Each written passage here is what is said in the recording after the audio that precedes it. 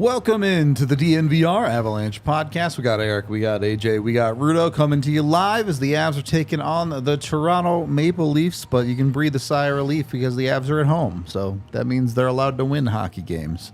That's good. Maybe. Most of them they win at home, We'll at the see. very least.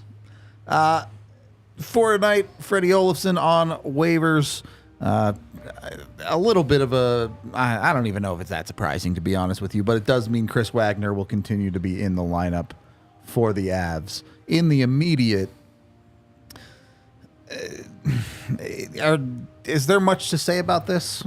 Or are you overthinking it if you're looking too deep into the lineup decisions about a fourth line? I'll jump in just to...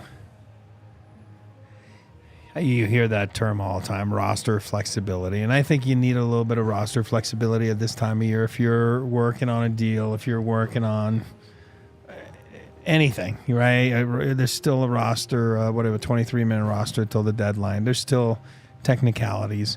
On the flip side of things, has he done enough to, not be put on waivers? Probably not. In our books, right? I mean, it doesn't mean we dislike him. It just means it's been blah. It's blah. Yeah. So I think the answer, you're quite, like you said, read too much into it. I mean, it's trade deadline. You can read into it or not. There's got to be some stuff brewing, and sometimes you do need that flexibility, that space, whatever it is. And, I don't think that's reading too much into it. I think it's just a reality. And it goes back to what I just said. Has he done enough to merit, Yeah. It's not that complicated for me most of the time. If you're an NHL forward, you have to produce at least a little bit. You can't be on a 10-point pace as a forward and stay in the NHL.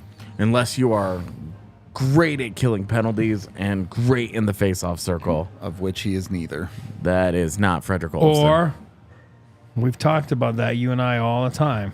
Or you play under 5 minutes a night. I mean, that is freaking tough. Or you're Curtis McDermott, yeah. But that's what I mean. Like, and I'm speaking of, experiences, because you look my shit up. You know what I mean? If you're on the bench, it's tough. It's tough to produce from the bench. So, yeah.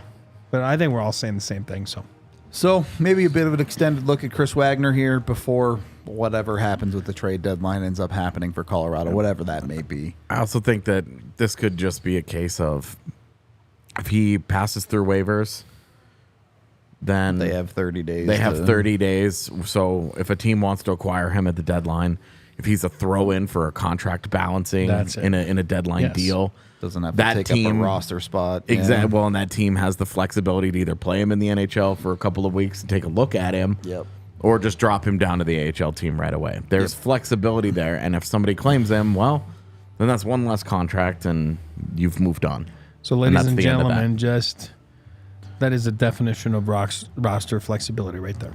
Right? I mean, so everybody to understand. I said the word, and you explained it to a T. Exactly. You know what I mean? Like, so...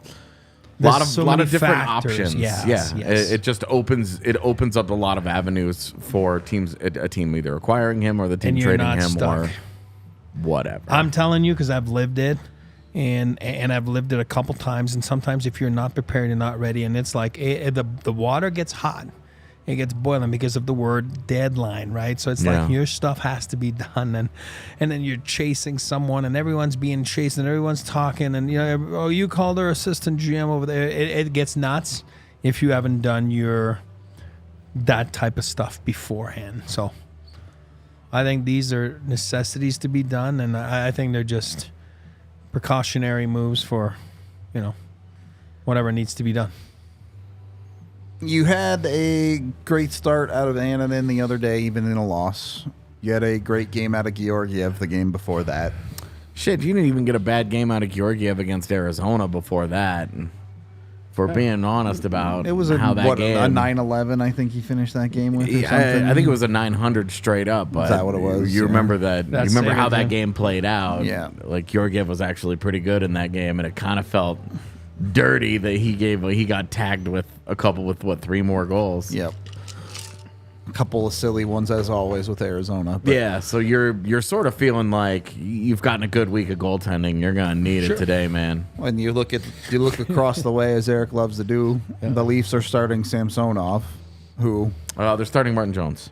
Oh really? I did. Yeah. I did. The I didn't tweet even said look. it was going to be Samsonov. So I saw this morning. It said Martin. They said Martin Jones. So No, it is Samsonov. is it 10 seconds ago from Bolding. So. Great.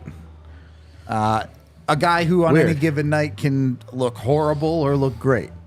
So Well, I think you just described both Samsonov and Martin Jones. it's not wrong. Fair enough. Or any goalie that's struggling. Yeah. Well, Like Georgiev. but a night for Georgiev, that is, it feels like a little bit more of a test, right? There are some goal scorers on this Toronto team.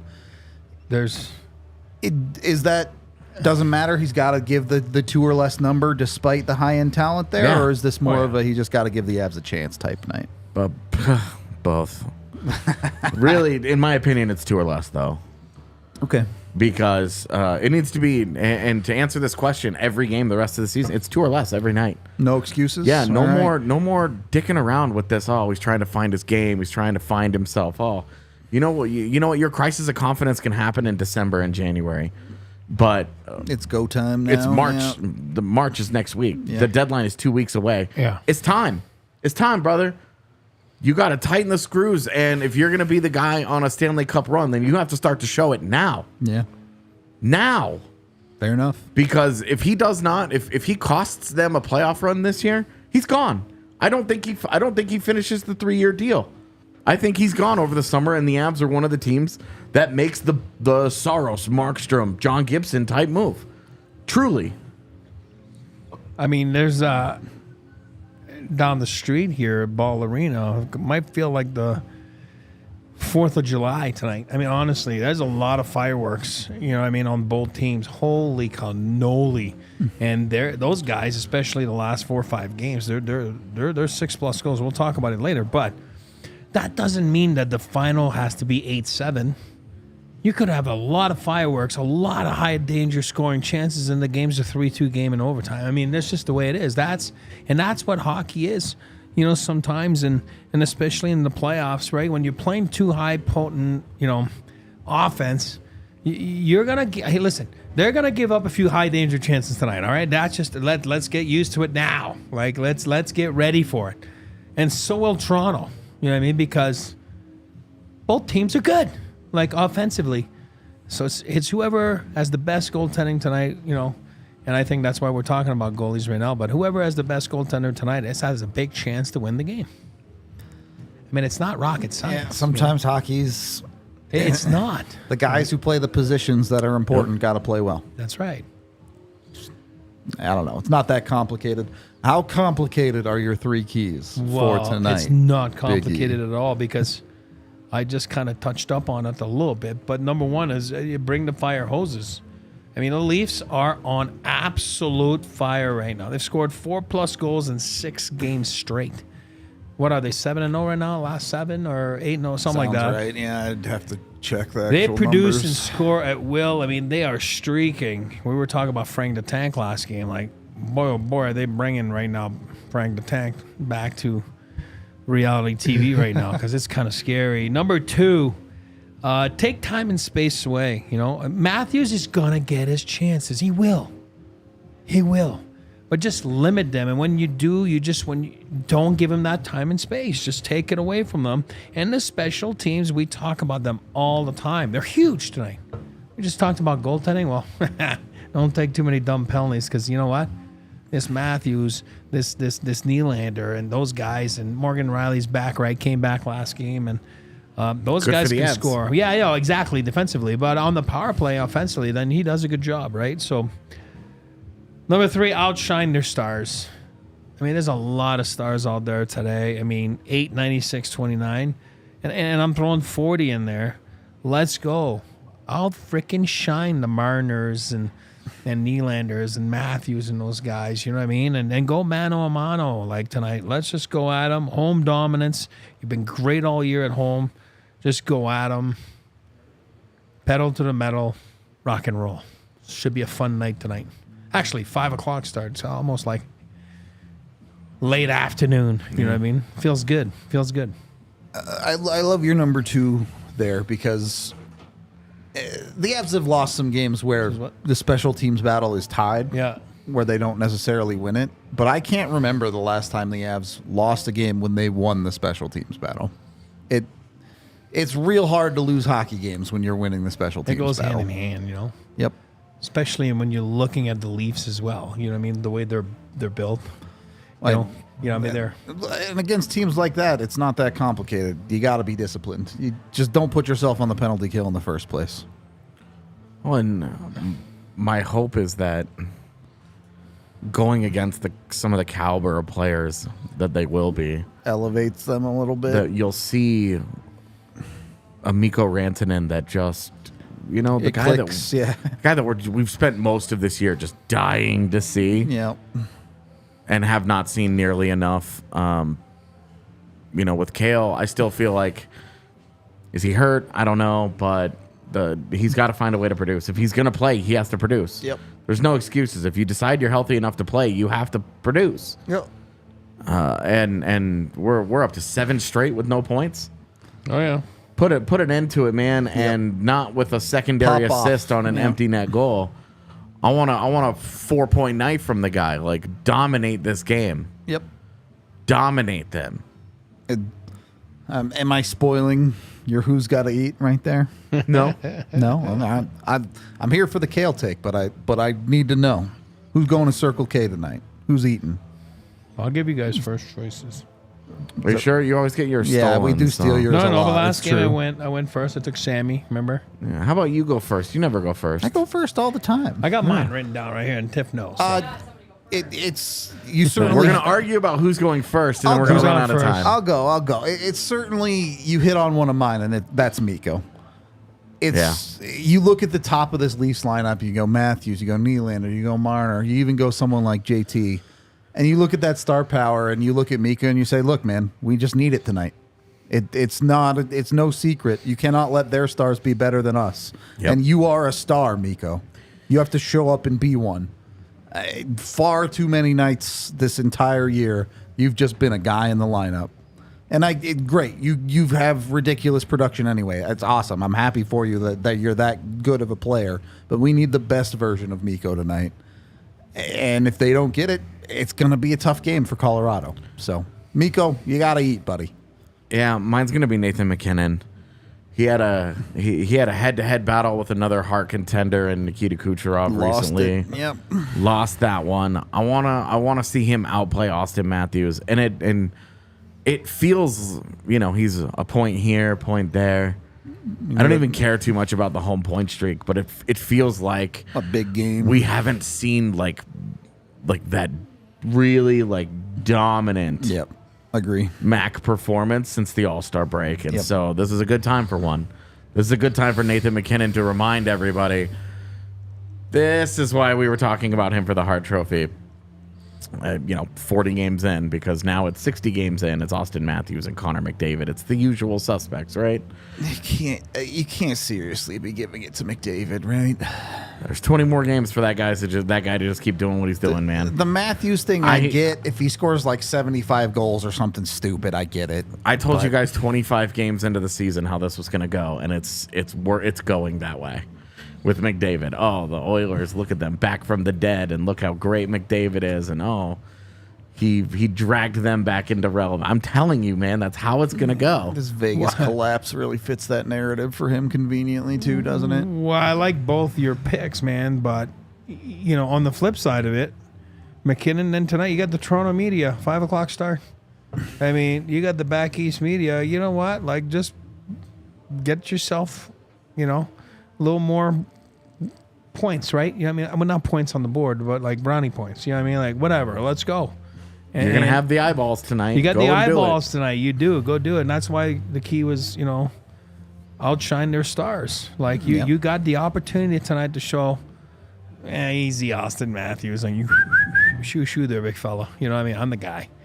And then, McDavid's probably playing. Is the Oilers in the East tonight, or I don't know. I don't know, man. let's say they're in the West. Then the same thing. The eyeballs are on McKinnon. You know what I mean? And So it's a big game for McKinnon. It's a big game for Mikko. And then I'm going to go with my Circle K eater. I'm going to stick with the theme we've been talking about the last few minutes is Georgiev. You know what I mean? So I think if our three guys are eating tonight, we're in great shape. You know what I mean? Like we're all going to Circle K and reload on our snacks right now behind AJ. If the Avs have all their dogs, they're close to unbeatable. If Makar, Mikko, and Mac are all playing their best game, that's a team that nobody wants to play.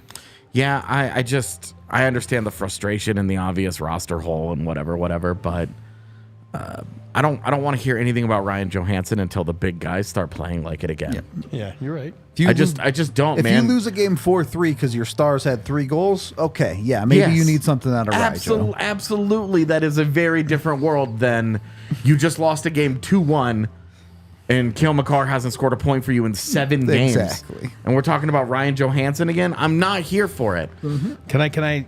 Can I be sappy here and tell a little 2-second story about my dad? Like my dad, you can, right? but we're sponsored by Circle K. Go get your Inner Circle, circlek.com/Inner Circle today. Get a bunch of amazing deals, including weekend deals on game day snacks. All right, go. I like it. We like our snacks. I should have my chips right now. But it's funny you said that.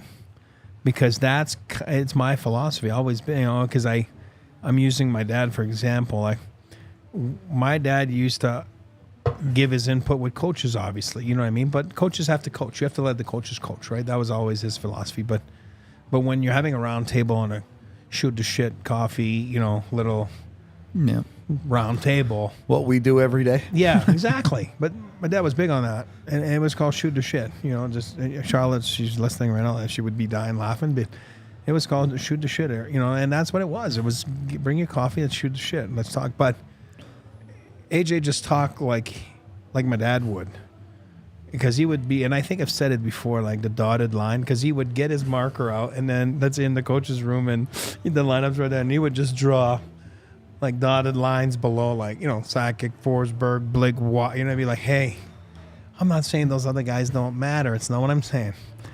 Let's fucking make sure that those guys above the dotted line are on track. Because if they're on track, we won't be talking about Ryan Johansson or, you know what I mean? So then it becomes a non-factor. You know what I mean? So it's funny the way you were talking right there, because that's your engine. They're built with their top guys. Their top guys are their engine. So they got to be going. And when they're going, then it becomes less of a factor below the goal, the dotted lines. I also think that you're better off with Nathan McKinnon having 7 shots on goal and Mikko Rantanen having 5 instead of Nathan McKinnon having 11 and Mikko Rantanen having 1. What, you didn't bring the jersey today. Tiff had the picture of you. Shit, I forgot the jersey. You brought your LA jersey. You brought your Rangers jersey. I went upstairs in Max's room because it's in Max's room. Yeah, look at that. That's a young puck. That's a young buck. Send that to. That's 21-year-old young man right there. I look like I'm 16. It's crazy. How many games did you play for them? Well, I got drafted by them. My first full year I was in the minors. Then I got that magical 93 playoff run. Yeah. I was there. I made the whole playoffs with Joe Sacco. But I didn't play a game. I was a scratch after warm-up every game. 94, I played halfway through. I played like 3 games, separated my shoulder. Went back down the rest of the year in the minors. Came back for the playoffs, the 94 playoffs. I played, I would have to look, maybe 3 games in the playoffs. Like game 7s, you know what I mean, against San Jose. It was fun, and then I got traded the next year after training camp, which I had made the team. I signed the lease and the lockout started, and I got traded to LA. So, but so I don't technically. I played like 5-6 games on the roster. It's like 30. That's a rare Leafs jersey right there. Yeah, well, I have that. I have that one. Oh, actually, no, that one got stolen when I moved to Denver. When I got traded to Denver from LA. Yep. And you realize all of a sudden I was missing both my jerseys. Like it got stolen in the freaking moving truck. Like, whoa. Yep. Robbed. But I have not that jersey. I got my draft jersey. That's what I was going to bring because I always do for me. I bring it and I totally forgot. I went up to Max's room and I was like, what am I doing here? And then I forgot. So this last bit, I was listening to you guys do the show the other day. And I don't know that I necessarily believe this counter argument that I'm about to make, but I did want to make an argument here. This is going to be dumb. That the Avs home road situation isn't as bad as it seems for the playoffs. If you can be a 500 road team in the playoffs, that's not that bad. They're not a 500 road team. They are a They 500 have road won team. 13 games and lost 18. That is not 500. Yes, but they're 13, 13, and 5. I understand that in the standings of it, because you calculate wins and losses, like the goal in the regular season is different than the goal in playoffs, but they have lost 18 road games and won 13. They're not 500. And my follow-up is there's no 3-on-3 overtime in the playoffs. A very, very valid point. One that We said the it. Dallas Stars have had to learn the hard way. And they're 22-5 right now at home. Yeah, they've been unbelievable at home. Now, no one's going to sit here and tell you that they can continue to get away with it at the level it's been. It has to be better on the road. I'm not going to lie to you there. But if you can split every series on the road, you feel pretty okay in the playoffs. Yeah, Just wanted to throw it out there. it's true. Because if you have home ice advantage and you take care of the home games, you win the series. Exactly. If you don't have home ice advantage and you split games 1, games 2, you have home ice advantage. Like, Yep. it's a very That's right. thin line. You're right. And obviously, they're not going to go perfect at home. That's an unrealistic expectation in the playoffs. But it might not be as bad as some people are making it out to be. I'm not saying it's good. It's not catastrophic, That- not at all, yeah. man. But it's not a good. They're not in a good position It's right not now. catastrophic, but it's red flaggish. You know Yeah. what I mean? Like, okay, It's definitely a red right? flag. You know what I That's- mean? That's So a good. I like how you if put that's that, a word. I red would flaggish. also say that while they have not been great on the road all year, there is something to be said for. They played 11 of 13 on the road. They had a very long road trip against 5 of the 6 teams on that 6-game road trip. That was a disaster. We're good. You never play more than 2 on the road in a row in the playoffs. Yeah. And you're not playing teams out east in the playoffs unless something has gone very well for you. Right. and you're not on the road for 2 straight weeks. Like, Yeah. Yes. there were caveats there that I think were important context. It does not excuse the result of the road trip. They threw points away. Totally. That's just 100%. the reality of it. They have room to get better, but I don't think they're far away from it. And I think that's what we're all feeling is the road record isn't good enough, but it's not like there isn't light at the end of the tunnel. It's not it's within reaching distance. It's not out of hand. Yep. And to add that, both teams have the same schedule, which is a big deal when you dissect every road game. Definitely. You might have been on a back-to-back the other team was waiting for you. You might have been, you know what I mean? So in playoffs, everything's out the window. Both teams have the same schedule. It makes a big difference at times. So what It is does. it that makes them so good at home? Is it just comfort level? I understand they get the matchups they want, but the matchups don't make up this big of a difference. What is it that's working at home for Colorado? I mean, the Man. matchup does make a difference. I mean, I know it matters. I know, yeah. It's but- not a difference between being a Well- 500 team and an 800 team. No, I know. I think It's a big it is a big- okay. I such a bring it. big I got no argument. I'm done. Like, No, I mean the you're matchups. right. The 'Cause matchups. it's a big difference. Matchups and usage and all that. It matters, Of course. but it's not that big That of a big of a difference. di- Some I of know. it. Some of it's got to be confidence. That's why I said shut the F up to my argument. I'm done. I don't know. I mean, that's one where you're just like the gap is so big. I genuinely don't know. I don't know. Well, whatever it is, keep using it tonight at home for Colorado. Let's get to my bets. Going with the Avs to win the first period, plus 170 is pretty good money there. You'd like to see them play well start to finish. It's never going to be a full 60, but be in control of a hockey game here for Colorado. And then Bet365 has the super boost right now for a McKinnon point and the Avs to win. You parlay those together, you get it at plus 150. It's a pretty good bet. 2 things that go hand in hand are the Avs winning and McKinnon points. Neither of them that hard to hit for a plus 150 bet with Bet365. Really is crazy. That is a crazy good value bet. Just Just one point. without this boosted parlay, a McKinnon point is like minus 225. Yeah. Like, That's tough. It's not good money by any stretch. Like, But he's gone 26 for 26, so Well, it should be free money. I was gonna add, like, keep in mind he has a point in every home game so far. Yeah. Chances are it'll stop one of these days. Could be today, but when you're playing the odds, Bet those are on it good to happen, odds. yeah. That's what I mean. 26 for 26. Make sure you're getting your odds with Bet365. Use the DNVR365 code to sign up with Bet365 today. When you do, put in $5 betted on any NHL game. You get $150 in bonus bets to do whatever you want with. You can put them on that parlay if you want to. Go jump on it with Bet365 and the DNVR365 code. Of course, you must be 21 or older, physically located in Colorado. And if you or someone that you know has a gambling problem, call or text 1-800-GAMBLER today. Final thoughts going into tonight. I know vibes might not be the best on this panel for tonight's game. Who? Tonight, vibes for tonight. Oh, vibes. Yeah. Oh, sorry. I thought you were saying like a last name of someone. I'm No, like, no. I feel good. I do feel good. I think it's a win. I think it'll be an entertaining hockey game, but I think they come out on top. The eternal optimist. Yeah. AJ, the eternal pessimist. No, yeah, it's all right. I guess I'm the hater.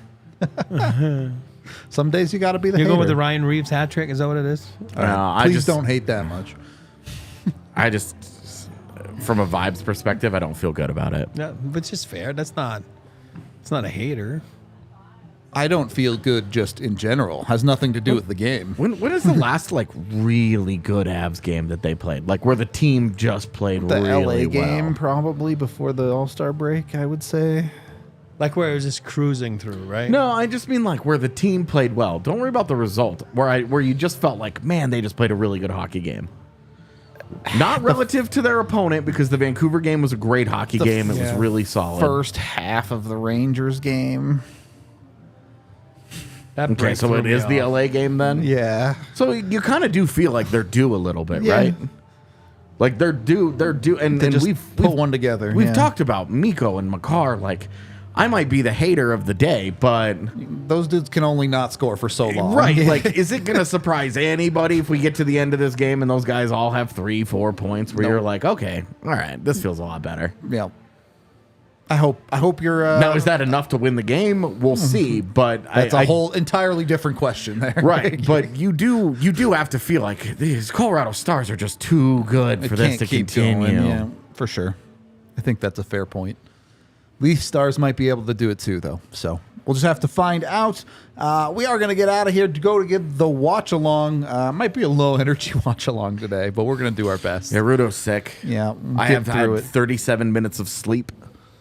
So We're the Walking Dead here a little bit. this is why this is Celsius is just you know, keep you get through it Yep. and then crash. I know the life. yup. All right. Thank you for watching the pregame. If you're not a watch alonger, join us for the postgame. We'll break down whatever happens in this game.